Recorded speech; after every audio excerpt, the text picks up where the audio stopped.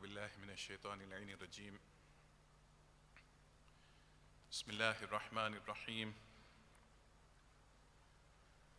الحمد لله رب العالمين والصلاة والسلام على أشرف الأنبياء والمرسلين خاتم النبيين مولانا أبي القاسم محمد اللهم صل على آل محمد وعلى آله الطيبين الطاهرين المعصومين المنتجبين أما بعد فقد قال الله سبحانه تبارك وتعالى في كتابه الكريم وقوله الحق بسم الله الرحمن الرحيم إنما يريد الله ليذهب عنكم الرجس أهل البيت ويطهركم تطهيرا اللهم صل على محمد وآل محمد آمنا بالله صدق الله العلي العظيم اللهم صل على محمد وآل محمد بسم الله الرحمن الرحيم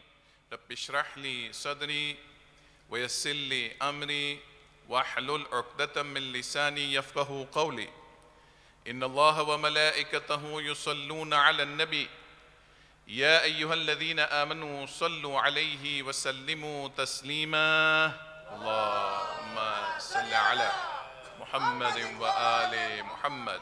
Respected scholars, my elders, my brothers, my mothers and my sisters, Assalamu alaikum wa rahmatullahi wa barakatuh. Tonight, we gather to mourn the most oppressed member of the Ahlul Bayt of the Holy Prophet Muhammad Mustafa sallallahu alayhi wa alihi wa sallam.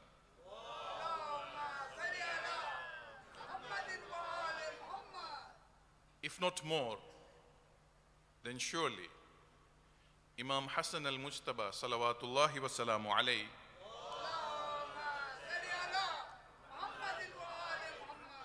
if not more than surely Imam Hassan alayhi salam was not less oppressed than Abu Abdullah al-Husayn in Karbala. The oppression on Imam Hassan alayhi salam is so deep, is so deceptive that it needs a huge and a heavy heart to go through all this. It was not easy for Imam Hassan alayhi salam to go through all this.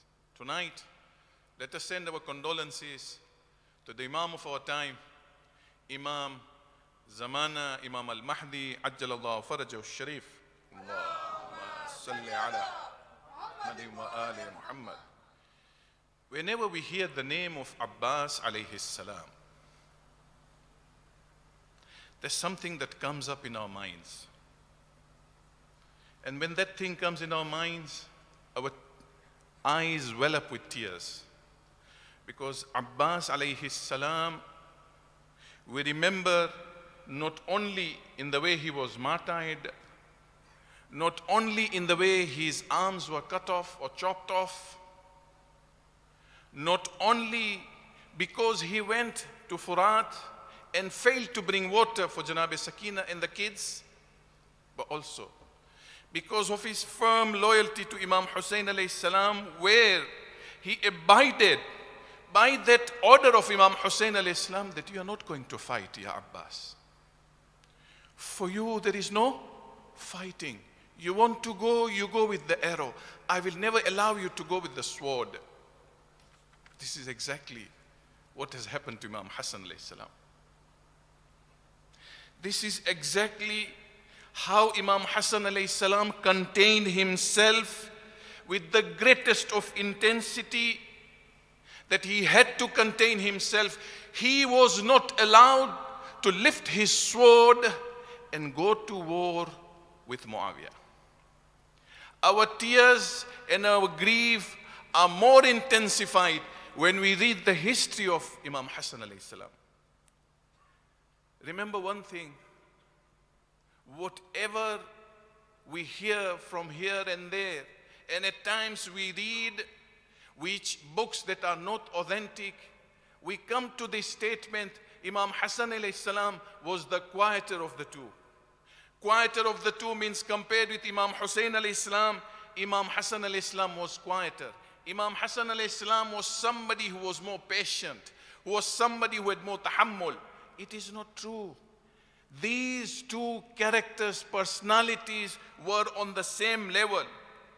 If Imam Hassan alayhi salam was the quieter of the two, then why did Imam Hassan alayhi salam to Siffin make him a commander like Malik Ashtar? Read history. In Jang-e-Siffin, Imam Hassan alayhi salam played a leading role. Why did Imam Ali alayhi salam take Imam Hassan alayhi salam to Jang-e-Jamal? When he fought against Talha, Zubair, and Bibi Aisha, Imam Hassan alayhi salam was so brave. Remember one thing, the members of Ahlul Bayt are so brave, One person of Ahlul Bayt, 1,000 cannot defeat them unless they come deceptively, they surround the member of Ahlul Bayt, keep him thirsty for 3 days and nights, and then surround him in the plains of Karbala. Then you kill one member of Ahlul Bayt.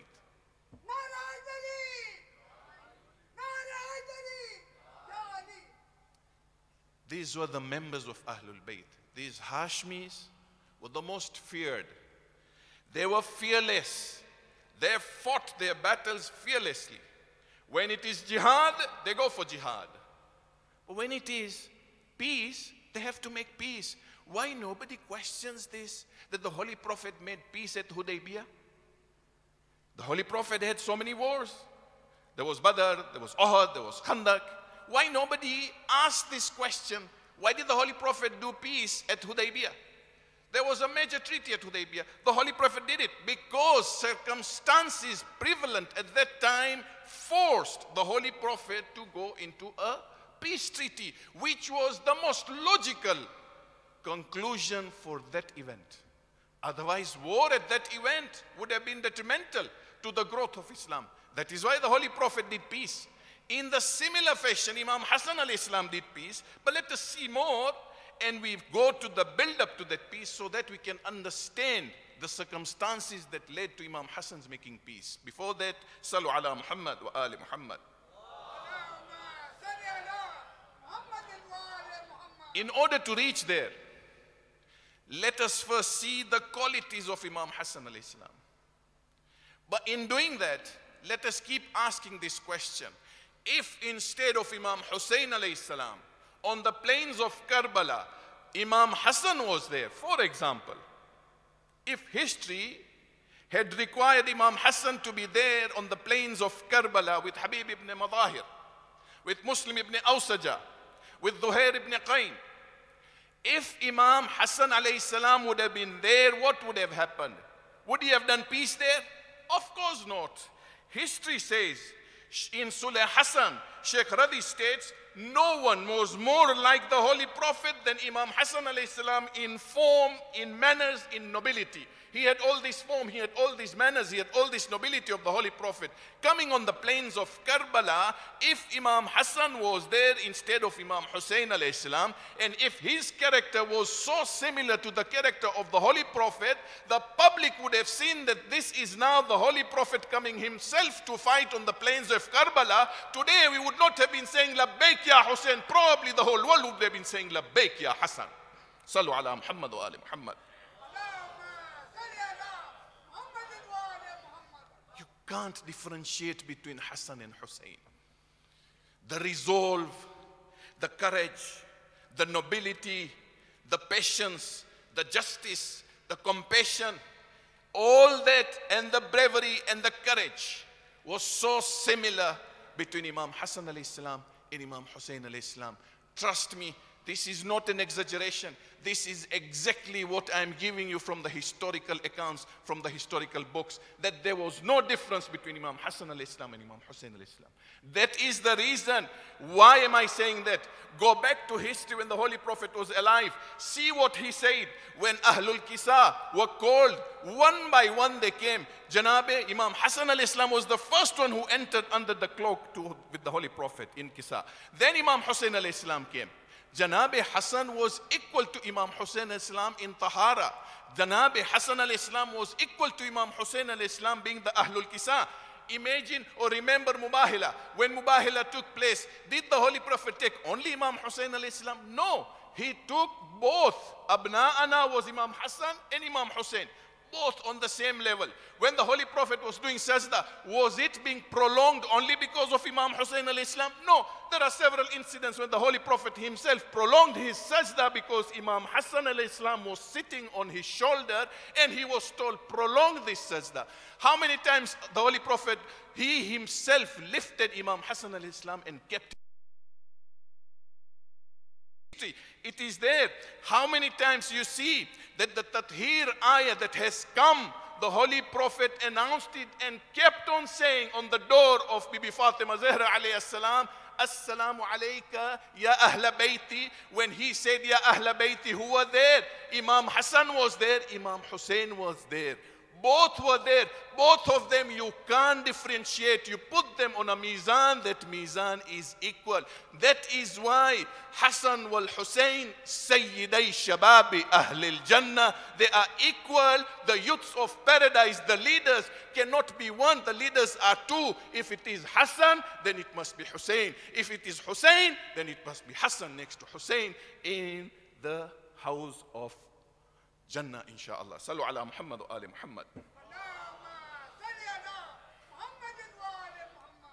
They were so equal. That is why the Holy Prophet said, when these two sons of mine, when they stand up, they're imams. When they sit down, they're imams. What does that mean? Whenever they stand up for war, they are my imams. They are your imams. They are my sons. And when they sit down to make peace, you make peace. When they stand up for war, you go with them for war. When they sit down to make peace, you make peace with them. This is that authority that the Holy Prophet had given to Imam Hassan and Imam Husayn alayhi salam on an equal slate, on an equal plate. This Imam Hassan alayhi salam, if you read Hadith Kisa again, when he comes to the Prophet and asks permission to get under the cloak, under the blanket, what did the Holy Prophet say?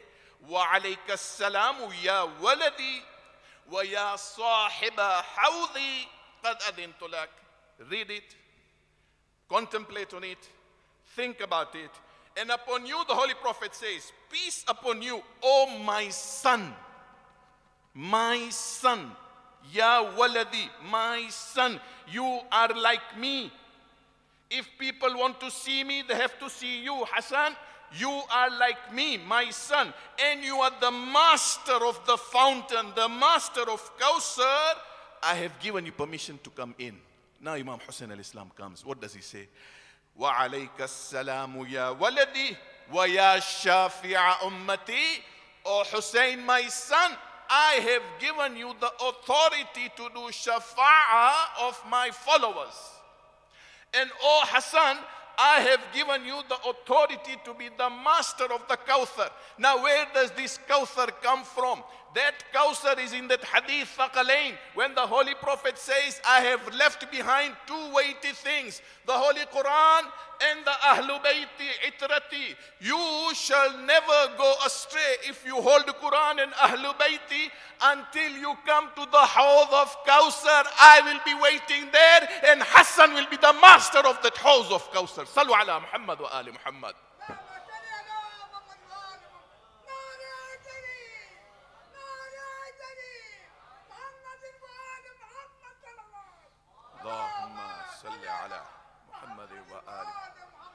He shall be the master of the Hawd of Kawthar. This is what we always recite in Hadith Kitha. This is what it means, the level and the status and the rank of Imam Hassan alayhi salam. It's too much for us to imagine. We should not look at Imam Hassan alayhi salam to be the one who was quiet, the one who never liked to stand up and go for war. It was not like that. Opposite probably. Because when you read after Mawlai Muttaqiyan's martyrdom, Imam Hassan alayhi salam stands up in the same month of the holy month of Ramadan. Imam Hassan stands up. After Imam's martyrdom, he stands up. Imam hands over the imamate to him. Imam Hassan stands up in Kufa and addresses the Kufis and says, O Kufans, O those residents of Kufa, O Muslimin, remember one thing. I am now going to lead you. I am going to be your leader. The Kufans heard him and the Kufans joined hands. All of them unanimously, not one was against Imam Hassan alayhi salam. When the Kufans were asked, why did you pledge allegiance to Imam Hassan alayhi salam? Do you know what they said? They said his goodness, his good manners, his noble feelings, his gentle traits, his wide passions, his excellent mind, his knowledge, his religious worship was so much of qualities for us that we had no choice but to give our allegiance to a person like Hassan, and he was the only one befitting that position after Mawlai Muttaqiyan was Imam Hassan alayhi salam. To that extent, the Kufans were unanimous in giving their allegiance to Imam Hassan alayhi salam. Imam Hassan did not stop there. Imam Hassan made an agreement, a kind of a form for pledging allegiance. And he tells them, you have to sign here. You have to agree to this paper. What this paper had? Two things. When I go for war, you shall come with me for war. Whoever I do peace with, you shall do peace with him. Agreed, agreed. They all agreed unanimously and they gave him the support. Now when this word peace comes, probably in our mind it is there that Imam Hassan had prepared for peace. No. Immediately he took over the leadership. Imam Hassan alayhi salam called the soldiers and increased their salary. No, made their salary twice. 100% the salary of the warriors, of the soldiers, he made them 100% twice. Why? I want your loyalty to the Muslim leadership, to the leadership of the Holy Prophet, so that when we require your services, you do not slack behind, you stand up and we go for war. Imam had already prepared his soldiers for war. Number 3, Imam writes a strong worded letter to Muawiyah. And he tells Muawiyah, it is now time that you pledge your allegiance here because you have held on to the leadership of Damascus illegally. This is not your leadership. You are not supposed to be there. My father fought you. We will fight you. You make sure that you pledge your allegiance to us here, to Ahlul Bayt alayhim salam. Imam was ready for war. Imam was not there for peace. That Karbala would have been there. That Karbala would have taken place there. Imam was ready. But now when we analyze these things, let us go to the Kufans who were living there. Who were these Kufans?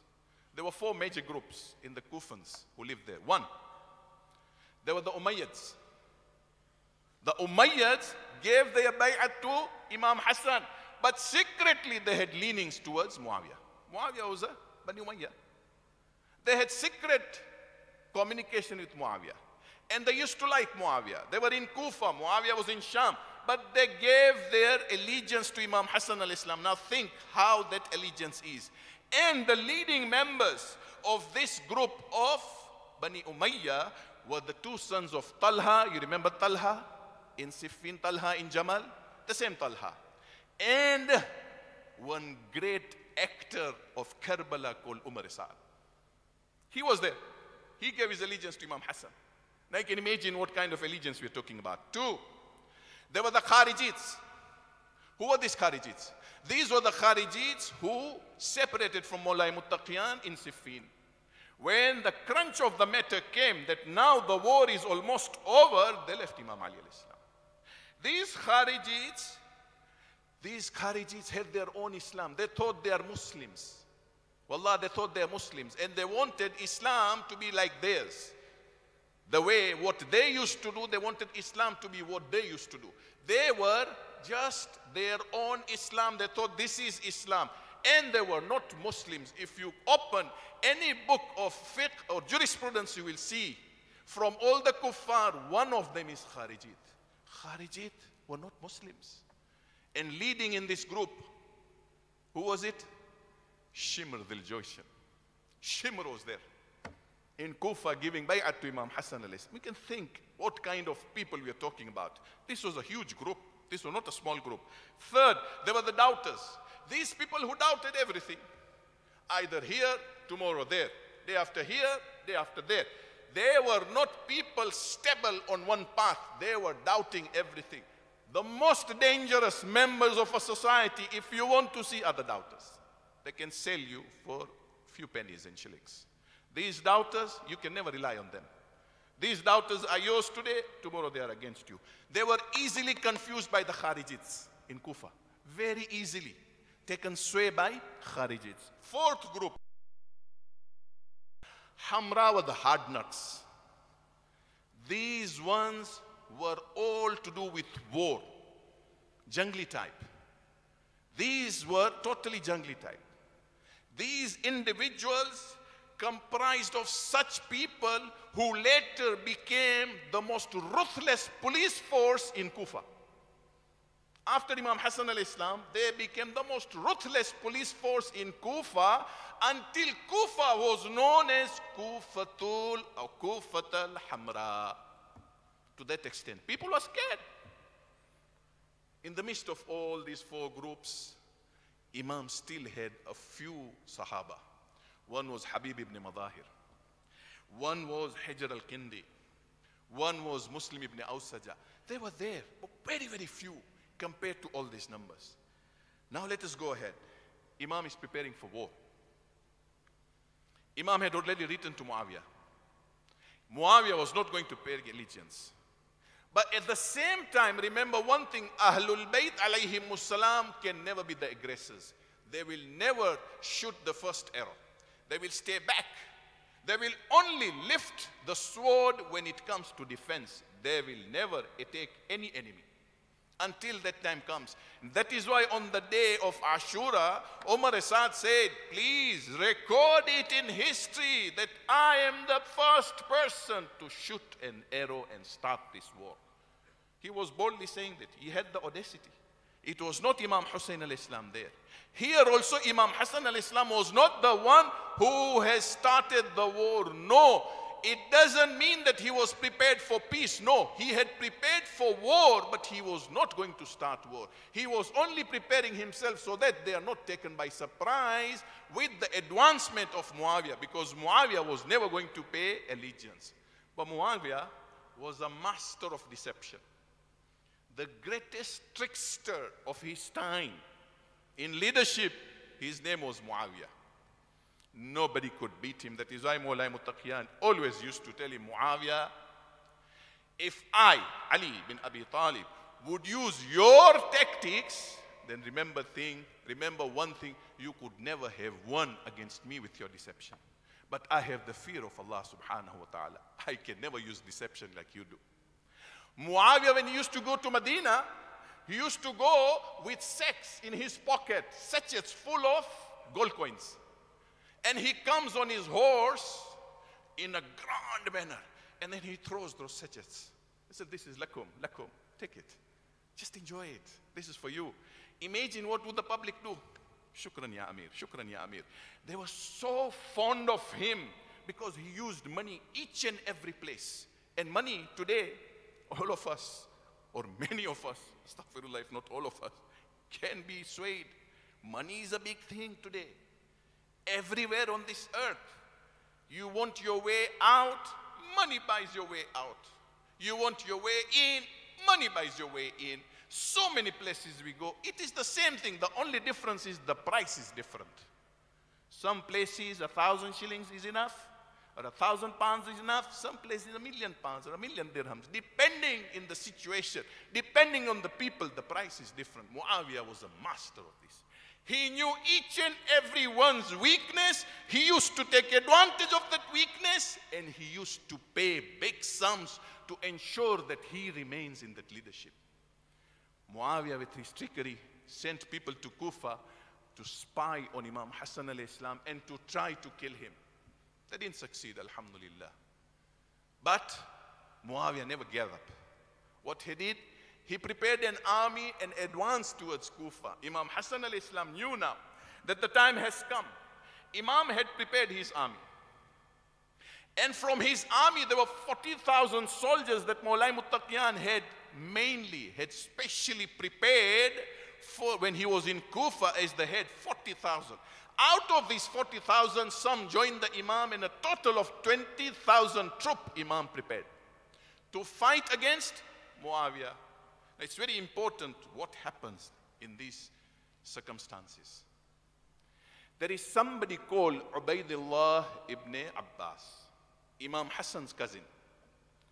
The way Imam Husayn alayhi salam on the plains of Karbala gave the commandership to Hazrat Abbas alayhi salam, Imam Hassan alayhi salam did the same. When he now went forward to face Muawiyah, he gave the leadership to Ubaidullah, because he knew he had the blood of Hashmi, he will never betray me. He gives him that leadership. Let us go. These troops go. Muawiyah, with all his plans, can you believe it? The first person he bought was Ubaidullah ibn Abbas.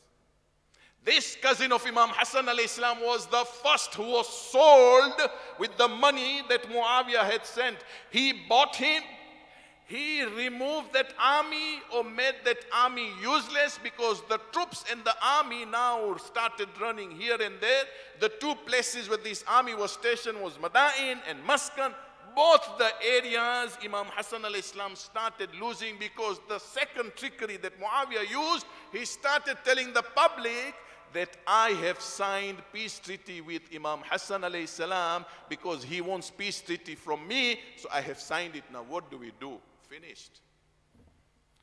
Now the army was full of Bani Umayyah, Kharijites, the doubters, today like this, tomorrow like that, and the Hamra. All this started selling Imam Hassan alayhi salam, astaghfirullah. What happened? This army broke off, and two things happened. Some of them came and accused Imam Hassan alayhi salam, and the other group comes to attack Imam Hassan alayhi salam, until one of them succeeds to pull the musalla under the feet of Imam Hassan alayhi salam and injure his thigh. This has happened. Question. God forbid, wallah, God forbid. We have to analyze. For analysis, we have to think. Allah subhanahu wa ta'ala has given us intellect. Let us think. God forbid, if on the dawn of Ashura, the battle starts, or before the battle starts, on the dawn of Ashura, astaghfirullah, please, I am not quoting anywhere, I just want to analyze. If on the dawn of Ashura, if some of the senior members of Imam Husayn alayhi salam's forces were bought by the Yazidi forces, what would have Karbala been like? What would Imam Husayn alayhi salam do at that time in Karbala? The fact that Imam Husayn alayhi salam was successful is what he said in the night before that dawn, that the Sahaba, the companions that I got, neither my father got, nor my grandfather got, nor my brother Hassan got. That is why Karbala is Karbala until the Day of Judgment. But that Karbala would have been different had such a scenario taken place. Or put another scenario. If Imam Husayn alayhi salam with his troops were in Madain and Maskan, and Muawiyah started buying those troops the way he used to buy the troops of Imam Hassan alayhi salam, what would Imam Husayn alayhi salam do? Fight? You don't have an army. Your army is after you. The Bani Umayyah told Muawiyah secretly, please come to Kufa, we are ready to hand over Hassan bin Ali to you. Now these are the people of Imam Hassan alayhi salam. Tell me, how could Imam Hassan alayhi salam continue to fight when his own people are already against him? In such a scenario, the most logical and the most wisest step that Imam Hassan alayhi salam took is analyzed by Ayatollah Sayyid Abdul Hussain Sharafuddin in his book Al-Husayn's Revolt is the echo of Al-Hassan's peace treaty. Is an echo of Sulh al-Hassan. If Sulh Hassan was not there, Karbala would have not been there. It would have been most futile if Imam Hassan alayhi salam would still continue to give his life in such a situation. For what would he give his life? Tell me. What was the purpose now? The people have betrayed him. Opposite, there is Muawiyah with his trickery. If Imam Hassan alayhi salam had given his life, he would have used the situation and Muawiyah would have erased Imam Hassan's name in the books of history. He has done so much. What of Imam Hassan alayhi salam? He would have done the same. It would have been insensible for somebody to give his life. Imam Hassan alayhi salam was the wisest. He could not give his life. Remember one thing, standing against such a person with such an army, the master of trickery here, and you have betrayal in your own army, your own brother, your own cousin betraying you, and then you go ahead, it is not possible. That is why. Remember one thing, in conclusion, Karbala was successful because of three main pillars. Karbala was successful because of three main pillars. And always keep that in our minds forever. Pillar number one, Imam Husayn alayhi salam's sacrifice with his companions on the plains of Karbala. Had that not been there, Karbala would have been buried. Two, the second pillar or the second strength were the messages of Bibi Zainab alayhi salam in Kufa and Sham, and the stance that Imam Zainul Abidin alayhi salam took after Karbala.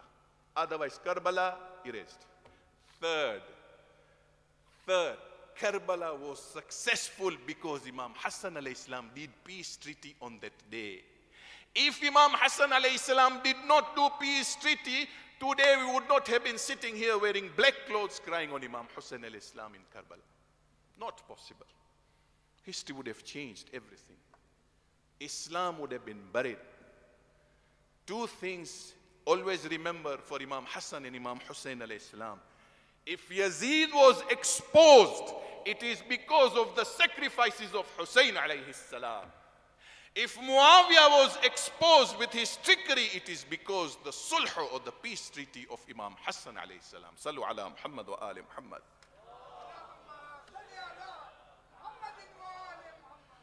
Ji Azizo, Azadarani Hassan alayhi salam, आज हम जमा हुए उस हस्ती का मातम करने जिसको उम्मत ने सुख की नींद या चैन में कभी नहीं रखा। इमाम हसन अलैहिस्सलाम को दगा पीछे से और आगे से मिला। इमाम हसन अलैहिस्सलाम वो खास पंजतन का एक चिराग था जो आज बुझने वाला है। इमाम हसन वो एक हस्ती थी कि जो जनाब फातिमा ज़हरा हर मर्तबा उसको पुकारती थी, मेरे आंखों के ठंडक तू हो या हसन। इमाम हसन अलैहिस्सलाम के ऊपर बहुत जुल्म ढाए गए। आज ज़हर दगा से हमारा इमाम को शहीद किया जाएगा।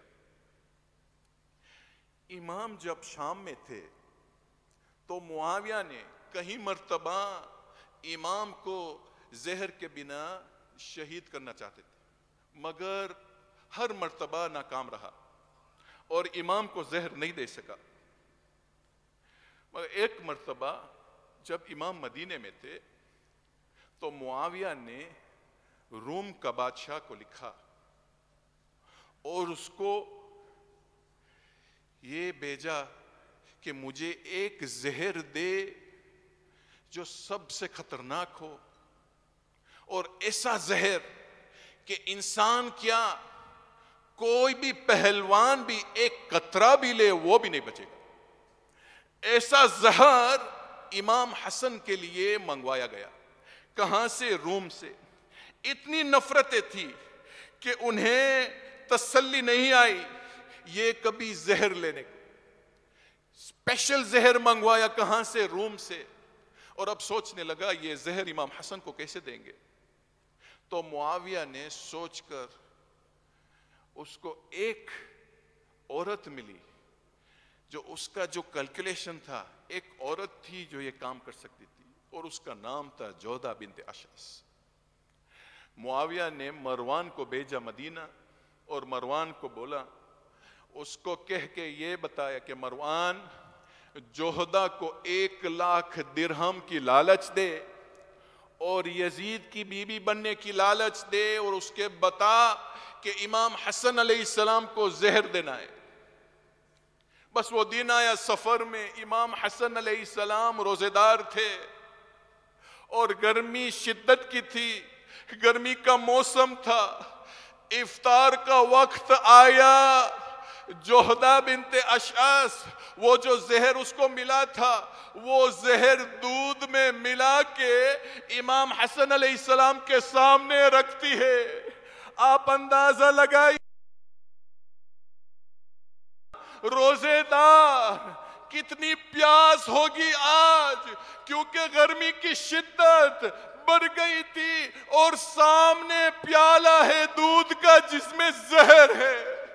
امام حسن علیہ السلام دودھ کو اٹھا کے ایک بوند پانی، ایک بوند پیتے ہیں امام حسن علیہ السلام، اور زہر اس کا کام شروع کر دیتا ہے. امام حسین کا پورا جسم میں زہر کے اثرات پھیلنے لگتی ہے. امام حسن درد میں تھے، سامنے جوہدہ کھڑی ہے. امام حسن سر اٹھا کے جوہدہ کو نظر کر کے کہتے ہیں انا للہ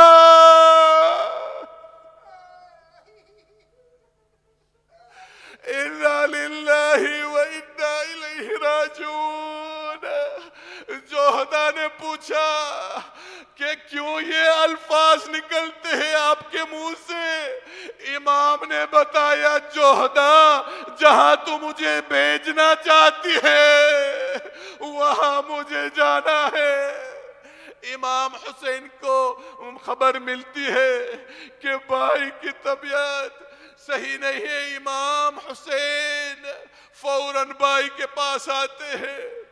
امام حسن امام حسین کو پہلو میں بٹھا کے یکایک اچانک امام حسن کے 72 ٹکڑے ایک ایک کر کے جگر کے باہر نکلتے.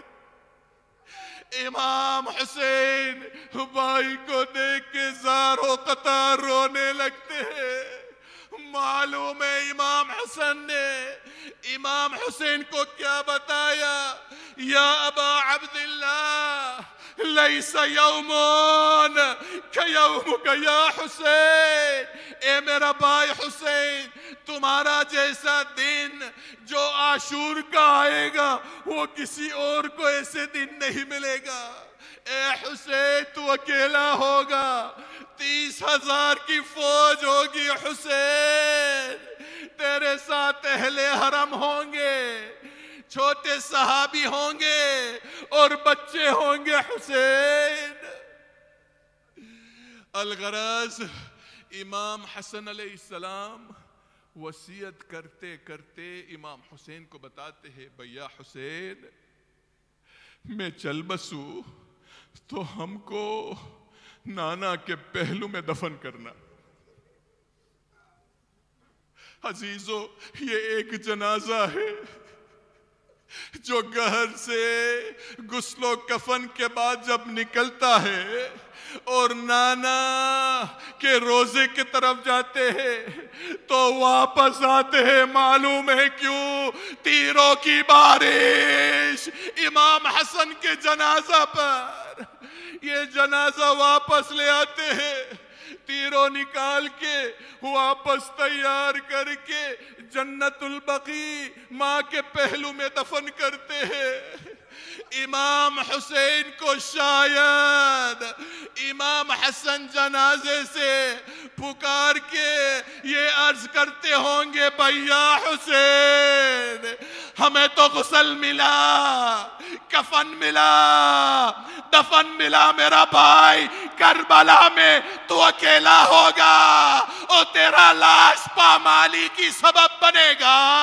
حسین 3 دن کا تمہارا لاش پڑا رہے گا۔